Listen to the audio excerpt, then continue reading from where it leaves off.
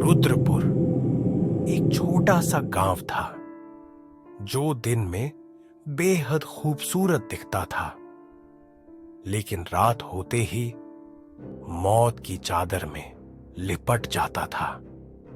यहाँ के लोगों का मानना था कि गांव की पुरानी हवेली के पास जो भी रात में जाता है वो कभी लौटकर नहीं आता। लोग इसे सिर्फ अफवाह समझते रहे, जब तक कि गांव के मुखिया का इकलौता बेटा भी अचानक गायब नहीं हो गया। 22 साल का अर्जुन, जो कि एक पत्रकार था, उसने इस रहस्य को सुलझाने की ठानी। वह गांव में नई रिपोर्टिंग के लिए आया था, लेकिन जब उसने इस काले साए के बारे में सुना तो उसे मजाक लगा। अरे बाबा, भूत वूत कुछ नहीं होते हैं, ये सब गांव वालों का बहेम है। अर्जुन गांव में नया था, इसलिए बाबा की आंखों में डर था। बाबा ने अर्जुन से कहा, बेटा, अगर कुछ नहीं होता तो गांव के इतने लोग कैसे गायब होते? बेटा, रात के 12 बजे के बाद हवेली की तरफ मत जाना। अर्जुन को यह सब सिर्फ एक पुराने गांव की दंतकथा लगी, लेकिन उसकी जिज्ञासा उसे रोक नहीं सकी।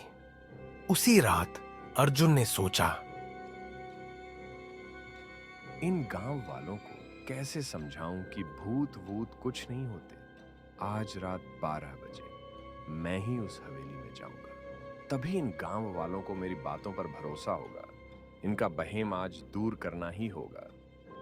रात के सन्नाटे में हवाओं की सरसराहट के साथ बांस के पेड़ों की चरमराहट डर को और बढ़ा रही थी।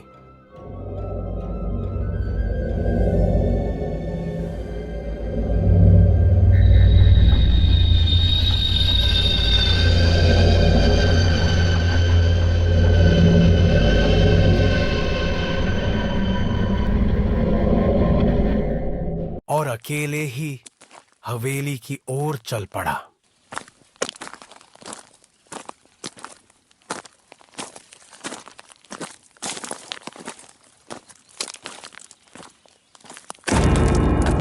हवेली टूटी फूटी और जर्जर हालत में थी। अंधेरे में उसकी परछाई भी उसे डराने लगी थी। अचानक दरवाजा अपने आप खुल गया।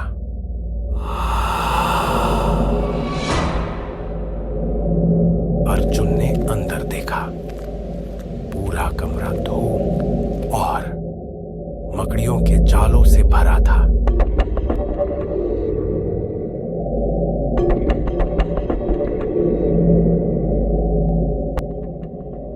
तभी पीछे से किसी के सांस लेने की आवाज आई। अर्जुन ने तुरंत मुड़कर देखा, लेकिन वहां कुछ नहीं था। वह आगे बढ़ा ही था कि दीवार पर टंगे एक पुराने आईने में उसने देखा।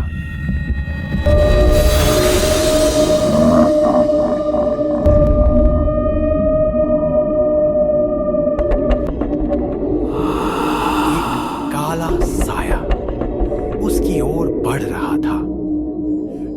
ठंड अचानक बढ़ गई। अर्जुन के हाथ पैर सुन्न पड़ गए। उसके कानों में फुसफुसाहट गूंजने लगी। अर्जुन की सांसें तेज हो गई। उसके पैर मानो जकड़ गए हों। तभी आईना अपने आप जोर से। अर्जुन का दिल जोर जोर से धड़क रहा था। उसने चारों तरफ देखा, लेकिन वहां कोई नहीं था। सिर्फ ठंडी हवा टूटी हुई खिड़कियों से आ रही थी।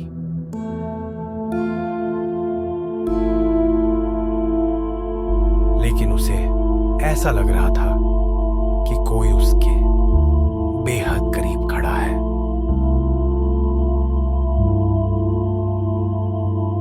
अर्जुन ने डरते हुए हिम्मत जुटाकर धीमी आवाज में कहा,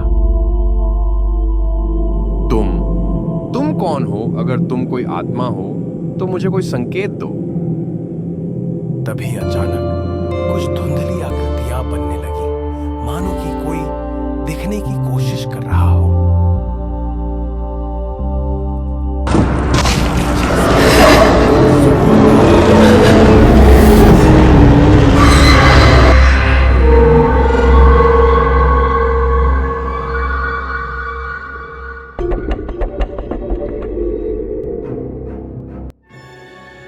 अर्जुन ने मुड़कर देखा तो कमरे का दरवाजा खुद ब खुद बंद हो चुका था। अब हवेली में सिर्फ 2 ही लोग थे, अर्जुन और वह साया। अर्जुन धीरे धीरे पीछे हटने लगा। तभी दीवारों पर खून से लिखी इबारतें चमकने लगी। अर्जुन ने कांपते हुए दीवार पर देखा। उस पर लिखा था, तू कौन है और यहाँ क्यों आया? तुझे यहाँ आना नहीं चाहिए था। अब तू बच नहीं पाएगा। रक्त का बदला रक्त। तभी एक ठंडी सांस उसकी गर्दन के पीछे महसूस हुई। अर्जुन ने झटके से घूमकर देखा तो अर्जुन के होश उड़ गए। अर्जुन ये देखकर बहुत ज्यादा डर गया। तुम कौन हो और तुम्हें क्या चाहिए? उस परछाई ने धीरे धीरे अपना हाथ बढ़ाया और अर्जुन की गर्दन को छूते ही उसकी आंखों के सामने अतीत की कहानी दिखने लगी। एक महिला जो इस हवेली में जिंदा जला दी गई थी। एक आदमी जो चीखते हुए यहां से भाग रहा था। अर्जुन ने झटके से आंखें खोली। वह बुरी तरह पसीने में भीग चुका था। अर्जुन ने खुद से ही कहा, मुझे लगता है ये साया उसी औरत का है जिसे हमने अभी जलते हुए देखा है। लेकिन ये औरत कौन थी? तभी उसे याद आया कि बाबा देवनाथ ने कहा था, इस साए का एक ही इलाज है। साए को खत्म करने के लिए हवेली में छुपे उस रहस्य को जलाना होगा जो इस साए को बांधे हुए है। हवा भारी होती जा रही थी। कमरे में रखा आईना फिर से चमकने लगा।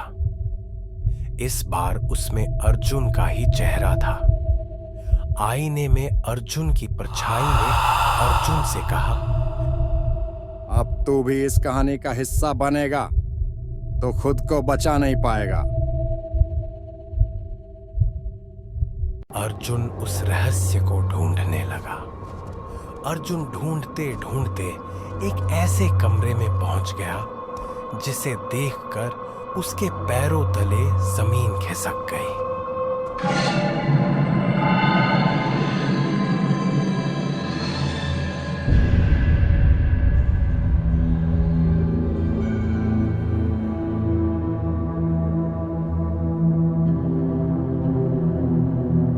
कमरे में हड्डियों का ढेर था, लेकिन ये कोई आम हड्डियां नहीं थी।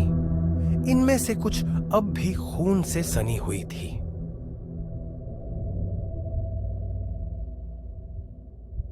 अर्जुन आगे गया और देखा, अंदर एक शादी का जोड़ा रखा हुआ था। अर्जुन को समझ आ गया कि यही वो रहस्य था जो इस साए को बांधे हुए था। अर्जुन डरा हुआ था, लेकिन उसने उन हड्डियों में आग लगा दी। हवेली में जोर जोर से आवाज गूंजने लगी। अर्जुन वहां से भागते हुए हवेली के बाहर आ गया। अर्जुन ने देखा कि बाबा देवनाथ वहां पहले से ही खड़े हुए थे। अर्जुन ने बाबा से कहा, बाबा, मैंने उस आत्मा को आजाद कर दिया। अब गांव वालों को किसी से डरने की जरूरत नहीं है। तभी बाबा देवनाथ ने अर्जुन से कहा, बेटा, अभी भी कुछ काम बाकी है। अगर हमने ये नहीं किया तो हड्डियां जलाने का कोई मतलब नहीं निकलेगा। अर्जुन ये सुनकर चौंक गया और बोला, बाबा जी, अब कौन सा काम बाकी है? हमने तो सब कुछ जला दिया है, अब वहां कुछ नहीं है। हाँ बेटा, तुमने सब कुछ जला दिया है, लेकिन उसकी अस्थियां अभी भी इस हवेली में है। अगर इस आत्मा की अस्थियां यहां रही तो वो आत्मा फिर से इस हवेली में आ जाएगी। उसकी अस्थियों को किसी नदी में डालना होगा। हाँ बाबा जी, आप सही कह रहे हैं। मैंने तो ये सोचा ही नहीं था। फिर अर्जुन ने उसकी अस्थियां नदी में तैरा दिया। गांव में फिर से खुशियां लौट आईं। अब सारे गांव वालों के मन से उस आत्मा का डर खत्म हो गया।